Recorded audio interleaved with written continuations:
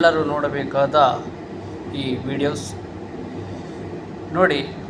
ಒಬ್ಬರು ಮೈಸೂರು ಹತ್ರ ಸರ್ಕಾರಿ ಶಾಲೆಗಳನ್ನೆಲ್ಲ ನೋಡಿ ಅವ್ರಿಗೆ ತುಂಬ ಬೇಜಾರಾಗಿ ಅವರು ಕೊನೆಗೆ ಏನು ಮಾಡಿದ್ದಾರೆ ಅಂದರೆ, ಒಂದು ಸರ್ಕಾರಿ ಶಾಲೆಯನ್ನು ಹೈಟೆಕ್ ಶಾಲೆಯನ್ನಾಗಿ ಮಾಡಬೇಕು, ಉತ್ತಮ ವಿದ್ಯಾಭ್ಯಾಸವನ್ನು ಮಕ್ಕಳಿಗೆ ಕೊಡಬೇಕೆಂದು ಅವರ ಮನಸ್ಸಲ್ಲಿಟ್ಟುಕೊಂಡು ಅವರು ಒಂದು ಶಾಲೆಯನ್ನು ದತ್ತುವಾಗಿ ತಗೊಂಡು ಹಲವು ಕೆಲಸ ಕಾರ್ಯಗಳನ್ನು ನಡೆಸ್ತಾ ಇದ್ದಾರೆ.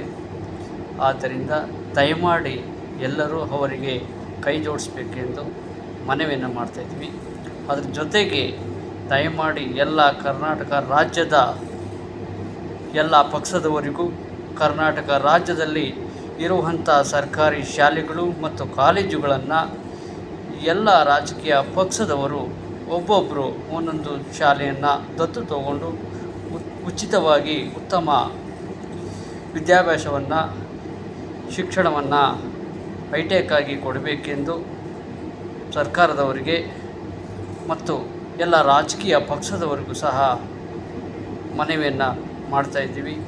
ಯಾಕಂದರೆ ಈ ಸರ್ಕಾರಿ ಶಾಲೆಗಳು ಹದಗೆಟ್ಟಿದೆ. ಸರ್ಕಾರಿ ಶಾಲೆಗಳು ಇದ್ದರೆ ಶಿಕ್ಷಕರಿರಲ್ಲ, ಮತ್ತು ಅವ್ರಿಗೆ ಆಟ ಆಡುವಂಥ ಗ್ರೌಂಡ್ ಇರಲ್ಲ. ಎಲ್ಲ ಇದ್ರೂ ಸಹ ಅಲ್ಲಿ ಕೆಲವು ಕುಡಿಯೋ ನೀರು ವ್ಯವಸ್ಥೆ ಮತ್ತು ಮೂಲಭೂತ ಸೌಕರ್ಯಗಳು ಸಹ ಸಿಗ್ತಾ ಇಲ್ಲ. ದಯಮಾಡಿ ಎಲ್ಲ ಇದ್ರೂ ಶಿಕ್ಷಕರಿಲ್ಲ.